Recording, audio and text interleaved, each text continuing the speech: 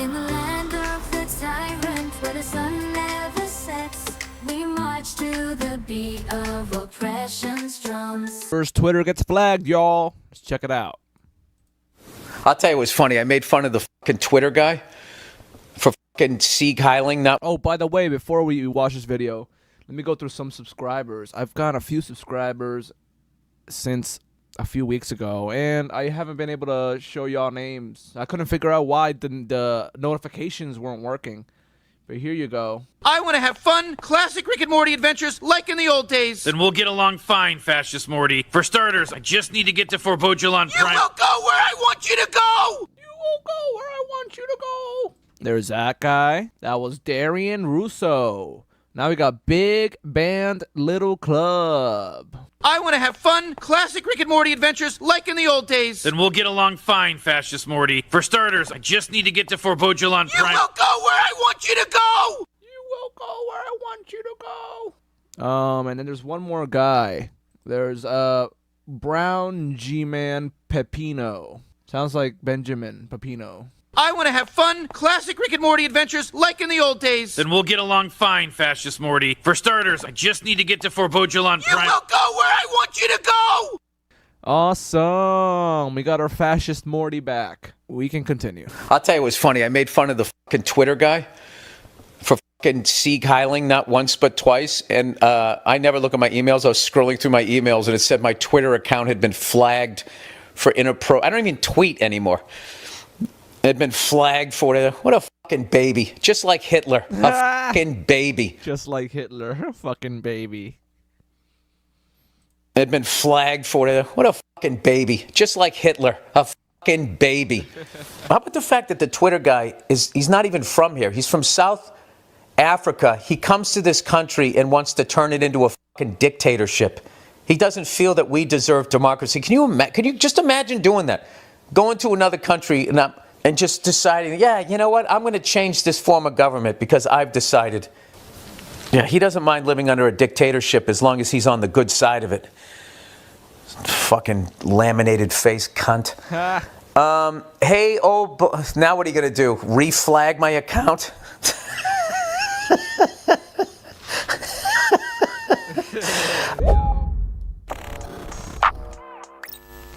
Poor Bill Burr. That was a clip from the February 17th episode of Bill Burr's Monday Morning Podcast, where he says that Elon Musk literally flagged his Twitter account to, I guess, retaliate against him for daring to mock him, which isn't just embarrassing and childish and shows that he can't take criticism. It's also very short-sighted because picking a fight with a comedian like Bill Burr is not going to end well, but he just couldn't help himself. And by the way, Bill Burr is not the only comedian who's going after Elon Musk lately, and we'll get to that later. But it's just ironic to me that the world's richest man can't take a joke, even though he himself insists that comedy is being destroyed by people because they get too offended. I mean, he said this at CPAC last week. I mean, the sort of the left wanted to make comedy illegal, you know? Yeah. Like, you can't make fun of anything. So then it was like, comedy sucks. It's like, nothing. Make comedy legal again. It's funny. You can't make fun of anything. It's like, legalize comedy. Legalize comedy. Come on now. This What at a fucking dork, this guy, dude.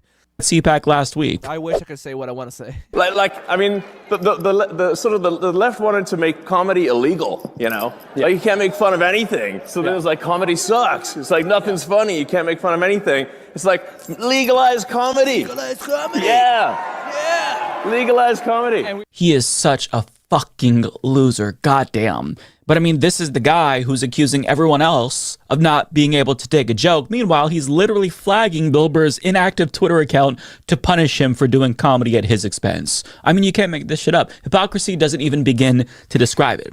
But after hearing that Bill Burr was flagged and that Musk was trying to censor him, I had to figure out what Bill Burr said to get Elon Musk so triggered, and I found it. And now I understand why Elon Musk was so offended by it, because Bill Burr didn't just roast him for his Sieg Heil.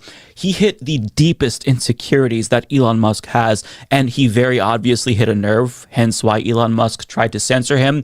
But without further ado, this is the clip from the January 30th episode of Bill Burr's podcast that made Elon Musk so upset. Hey, Elon Musk, if you don't mind, we'd like to enjoy our life.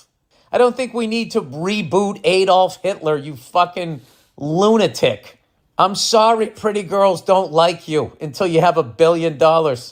Maybe Elon, he has all this money and power, and he thought it was going to fill that fucking void, and it didn't.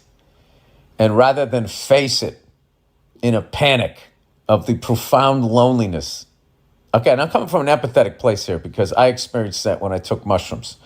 It's a profound sense of loneliness. And then you either face that and figure out where it is, or you just... You go total Hitler. Elon Musk is a fucking loser with daddy issues, bro.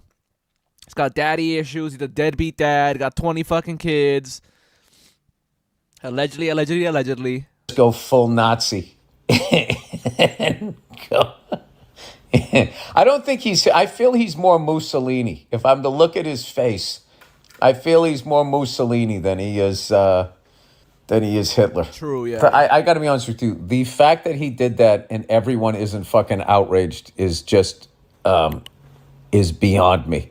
Because I always felt like this country collectively all agreed that Hitler was not a good person, to put it mildly. And the irony that this fucking asshole was able to make $1 billion in the nation that those kids saved in the 1940s would then turn around and fucking spoon with the person that was killing their fucking fellow soldiers. It's beyond me.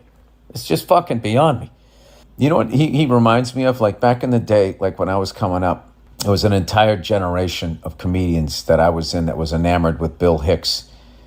And you'd see these Bill Hicks ripoffs, and they would go on stage and they would have like a leather jacket, and they'd be smoking a cigarette, talking about society, man. I feel like he's doing that. I think he's like a recovered nerd, and now he's trying to be like the bad boy, this bad boy that Kate Moss would date. And I just don't think it's going to happen, no matter how much money he has. I think that realization hit him. And he didn't know how to handle it. And in a panic, he went full fucking Third Reich. He went Fourth Reich. He's trying to fucking trying to keep it no going. No pussy in high school. No pussy in high school. Sorry, I'm laughing about this shit because I don't know what to do about it. It's fucking terrifying. It is absolutely fucking terrifying. Not that he did it, because there's idiots everywhere. It's that the lack of we need to stop this fucking immediately is beyond disturbing. Yeah, so that is why Elon Musk was so mad at Bill Burr. And after hearing that, I can't not see Mussolini whenever I look at Elon Musk's big dumb face. Yeah. Not necessarily because they look similar, but because they both have certain looks about them. Almost like their skin is a plastic texture or laminated, as Bill Burr put it. Yep. But Bill Burr, what he's saying here about Elon Musk, I actually think that he did go full Nazi. Because you can't find love. I genuinely believe that Bill Burr is onto something here, because this male loneliness epidemic that we hear a lot about, it is correlated with far-right politics, and broadly speaking, the issue of male loneliness is compounded by neoliberal policies and a lack of economic opportunity for young men. And even though Musk's extremism probably isn't the result of economic anxiety, I think that we can probably rule that out. His loneliness and insecurity does make him susceptible to right-wing radicalization in the same way that young men might be susceptible to it because of their loneliness as well, because it fosters a sense. What a fucking bitch. What a pussy ass motherfucker. I'm lonely. Hi, Hitler. You know, it's like, what the fuck? You're gonna go from being lonely to being a fucking intolerable piece of shit asshole Nazi fucking ass. How? How does that help your loneliness, you lonely man? How you gonna go from incel to like full fucking Nazi? What the hell? Sense of hopelessness that's akin to the hopelessness felt by young men who have poor economic prospects. Although it's possible that Musk does feel some sort of economic anxiety, just on a different scale, where he feels like the other billionaires are nipping at his heels. They're literally fascist Mortys. Like, I know I have that as a joke, the subscriber notification, but they're literally fascist Mortys, these people. You will do what I want you to do. And they could surpass him and become the first trillionaire before him. I don't know. It's not impossible to think that economic competitiveness still takes place at that level, as absurd as it sounds. I mean, we are dealing with a narcissist and a man baby, so it's possible. But when you take into account the fact that Elon Musk is so desperate to be liked, and a lot of lonely young men themselves are becoming reactionaries, it's also a possibility that Musk adopted a more far-right orientation, in part because he wants to appeal to those young men. And that's not to say that he didn't already have these reactionary views. It's just that the right-wing shift of young men maybe influenced him to lean into his reactionary views a little bit more. But to show you what I mean, a study published in the latest issue of the Journal of Social Science and Medicine found that loneliness was directly correlated with support for right-wing populism, i.e. fascism, in the Netherlands. And generally speaking, populism is associated with loneliness. Now, in a research review by Brad Stulberg published in Time in 2022, he explained how extended loneliness specifically makes you more susceptible to right-wing radicalization, writing, "Loneliness tends to build on itself. Dr. Caciapo found that when someone is lonely for an extended period of time, they become more likely to further isolate, which in turn makes them lonelier and thus more anxious, insecure, and fearful. This may be exacerbated by a cutthroat economy in which those struggling to make it have little or no time to build community, and those at the top all too often suffer from status-driven workaholism, which also crowds out time for social connection." In fact, a 2021 study published in the British Journal of Psychology found that neoliberalism can reduce well-being by promoting a sense of social disconnection, competition, and loneliness. These findings echo what I found in reporting from my recent book, The Practice of Groundedness. When we are constantly focused on the next thing and trying to gain a comparative advantage, we generally don't build great connections. We too often prioritize productivity over people, optimization over community. This may feel good in the short run, but it tends to leave us worse off in the long run. He continues. Neoliberalism, y'all. Neoliberalism's terrible. A study published in the journal Group Processing and Intergroup Relations found that social exclusion is a leading factor behind radicalization. A 2021 study conducted by researchers at Rand Corporation. This man looks cooked, yo. This man looks gone. This man is not even on Earth right now. Found that loneliness is one of the predominant reasons people adopt extremist views and join extremist groups. A study published earlier in 2022 in the journal Political Psychology found that weak social belonging is associated with an increased probability to vote for populist parties, especially on the right. So this is what's happening at the individual level. But when you apply this to the macro level, we're beginning to understand one of the many reasons why capitalism inevitably devolves into fascism. People work longer hours for lower wages. Young people today just don't have the upward mobility that their parents and grandparents had. You know, they can't buy homes, they can't buy cars, they're in debt. They barely have time for a social life because they're so overworked, and they're crippled with anxiety and depression that goes untreated since mental health care in this country is very inaccessible. And to the extent that they can even have a social life, it almost exclusively takes place online, which poisons their perception of people since these platforms incentivize toxic behavior to keep you engaged longer.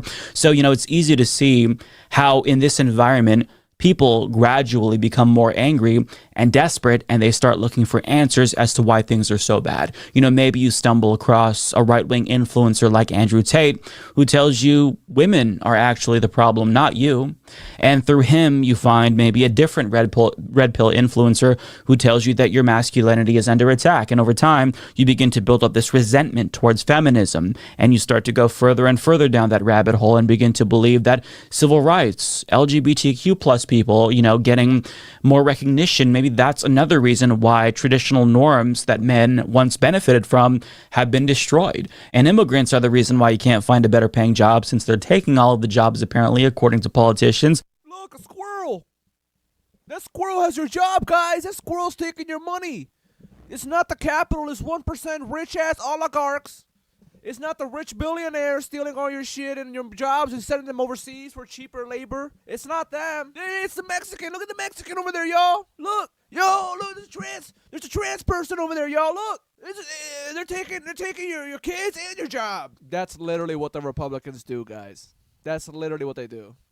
And that is inhibiting your ability to be economically dependent and competitive, which makes you less dateable. And after all of these ideas begin to fester for years and the anger continues to build, before you know it, you're in far-right territory, and it's only a matter of time before an opportunistic politician exploits your misguided rage after noticing how the tides have turned. And that's kind of where we're at right now. And this is why a left-wing response is the antidote to right-wing extremism. A trans person, immigrant, black guy, look, they took your job. because we trace it to the root of the problem. The rich people at the top who bought off government and rigged the entire economy against all of us, they're the problem, right? They're the common enemy, not marginalized people. They're simply being used as a scapegoat to keep us all fighting each other instead of fighting the elites at the top. But interestingly enough, Elon Musk is one of the robber barons who's responsible for this situation. And even though he's the richest man in the world, it still goes to show you that loneliness is a motherfucker and it spares no one, no matter how much money you have. And that's why Bill Burr's comments pissed him off so much, because he touched on a deep insecurity that Elon Musk has. And it's that he just wants to be liked. He is desperate to be liked. He bought Twitter to blast his tweets in our face. He's a fucking loser, yo. He's the biggest dork, loser, billionaire, silver spoon in your mouth, fucking nepotist baby loser. He paid somebody to boost him in Path of Exile 2 to be respected by gamers, which is still embarrassing and mind-boggling to me. He won capitalism. He's the richest man on earth, and he bought himself access to every single politician and celebrity that he could dream of. And after doing all of that, it still doesn't change the fact that we all still see him as a pathetic loser. He is desperate to get everybody to see him the way that he sees himself, and no amount of money in the world can get us to see him that way. Dude, we see him look at him. He's a fucking dork. How much of a dork do you gotta be? Back in the day, you would be beat the fuck up if you were like that. Now, just because you got a lot of money, everyone's scared of you. Oh, bow down, bow down, bow down. Oh, sir, you're so smart. You're so smart, sir. We love you. Get the fuck out of here. Fuck this guy. For what he is. We fucking despise him, and he knows it, and that's really eating away at him every single day. For example, after he was loudly booed on stage at Dave Chappelle's show, Cracked explains that he was despondent and, quote, locked himself inside his office at Twitter. He's a dork. He's a dork. Mommy, help. Mommy, my feelings are hurt. Oh, I'm 50 years old. My feelings, mommy. Fucking dork. Causing concerned employees to consider calling in a wellness check by the San Francisco police because they thought he was going to self-harm. Now, thank God Elon Musk didn't actually hurt himself. And, you know, if you're watching this and you work for Twitter or Tesla, please reach out to me specifically. I'd be happy to try to talk to him and definitely discourage him from hurting himself. I'm also beaming some additional thoughts to my viewers that I have about this that I don't feel comfortable sharing on YouTube. But it just goes to show you that even though he has all the money in the world, he still doesn't have the one thing that he wants the most, for people to like him. See, you can pay people to be around you and compliment you endlessly, but you can't force them to actually like you. And since he doesn't have the necessary intelligence or self-awareness to course correct and make himself more likable, he just doubles down on the things that make him unlikable, and it just makes himself more of a target for comedians like Bill Burr as he continues to spiral and goes full Nazi. Now, on the note of comedians taking aim at Elon Musk, I have to show you one comedian in particular who has the best impression of Elon Musk. And I think that we're going to see this more commonly because he is spiraling. He's very clearly having a meltdown. He's crashing out in front of everyone. But like, here's one of the best impressions I've ever seen of Elon Musk. This is Alex Biron. Would you say that you have a breeding kink? I have a breeding kink. No, yeah, it's like, well, it's about a population, you know, it's pretty much receding everywhere. And, you know, that's a real problem that we have. And, you know, Yo, this sounds just like Elon, guys. This sounds just like Elon. That's crazy. Kink? I have a breeding kink. No, yeah, it's like, well, it's about a population, you know, it's pretty much receding. If you don't look at the guy talking and you fucking listen to him, he sounds just like Elon Musk. Kink? I have a breeding kink. No, yeah, it's like, well, it's about a population, you know, it's pretty much receding everywhere. And, you know, that's a real problem that we have. And, you know, Oh my God. we don't have, yeah, this is not a breeding kink. Roughly 1 million employees have responded so far to this email. Does that mean that the remaining 1 million or so federal employees now risk? Mr. President, ask us to go hard. So, you know, we're going to do that to get rid of unnecessary bureaucratic kind of like unnecessary work. So like, you do too many things at the government. I think things take too much time. So just one email sent out. President Biden, right? It's a top-down. He didn't have competence. He didn't have care. He couldn't. He could barely speak. And it's not. You need someone who can get the job done. 6 million people that haven't responded, though. Yeah, Biden could barely speak, which I agree with. But Elon can definitely barely speak, and he's younger. It's not. You need someone who can get the job done. 6 million people that haven't responded, though, Elon. They are on the bubble. Yeah. You know. Okay. So far, so good. Yeah. Go follow Alex if you haven't already. I'll link to his Twitter account down below. This man is a legend in the making. But I mean, that is what Elon Musk has in store. And the resentment towards him is only going to grow as he continues to illegally destroy our entire fucking government and screw over working class people. And being the laughing stock of the country truly is his worst nightmare. But it's what he can look forward to basically for the rest of his life because of the things that he's doing. Actions have consequences, and if you hurt people, they're going to hurt you back. So given what we know about Elon Musk, I don't think it's unreasonable to say that ruthlessly mocking him is basically a form of resistance at this point. In fact, I think it's his kryptonite, and as more regular people and comedians remind him how weird and lame we all think he is, he's only going to try even harder to be liked, which is going to make things even that much worse for himself. So in conclusion, I think that we should all make fun of Elon Musk even more, because that's how you resist at this point. But before we go, I do want to point out one more thing about Make fun of Elon Musk. Bill Burr. He has been making himself a target for right-wingers lately because of the things that he's been saying. In particular, his support for Luigi Mangione has turned some heads in right-wing circles. In particular, Ben Shapiro, back in December, he wrote an article titled "Bill Burr Goes Full Asshole," where he argues that Bill Burr went woke. And he came to this conclusion after seeing one of Bill Burr's live shows.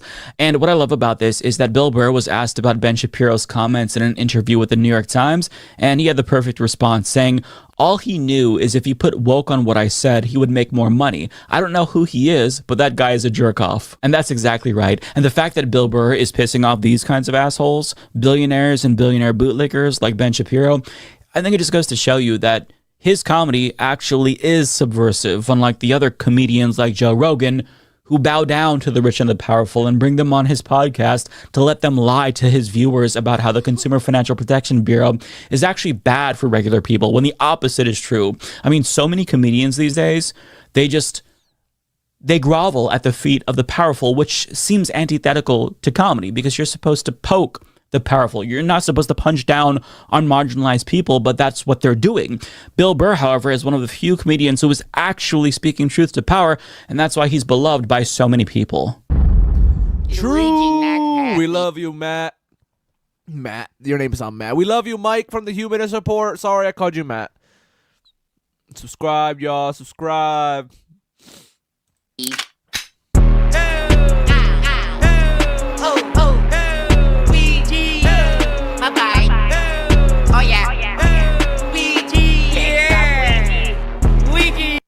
Who's our country right now? This is the chainsaw for bureaucracy. Chainsaw! I am becoming meme. I am becoming meme. I am becoming meme. I am becoming meme. I remember I am becoming meme. I remember getting meme. It literally sounds like Mario when Mario dies.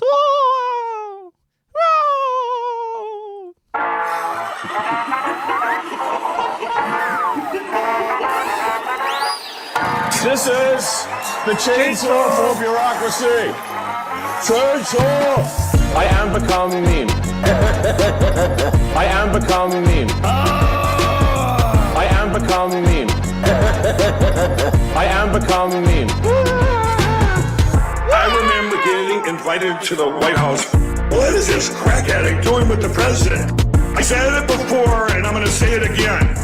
I use mathematical odds to prove that God exists. Don't allow this broken culture to send you a message that you're a bad person because you like to tell a joke. The media said Joe Biden's president. The left wanted to make comedy illegal.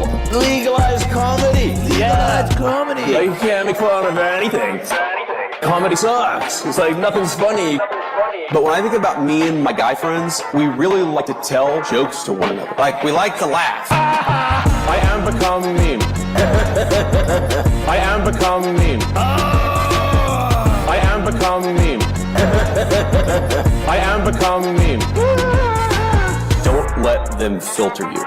Just be yourself, be authentic. And I became president. You are nothing but trash. You're nothing but garbage. You're nothing but deplorables. Fight! Fight! Fight! Maybe it's just me, but I think it's a red flag. I don't know. Come on, man. Never happened before. A lot of things we do never happened before. You ever notice that? We're the first in everything. I said tariff is my favorite word in the dictionary. I got killed by the fake news. President Trump lives in the world of reality. That's all a scam. The whole thing is a scam. I am become meme. I am become meme. I am become meme. I am become meme.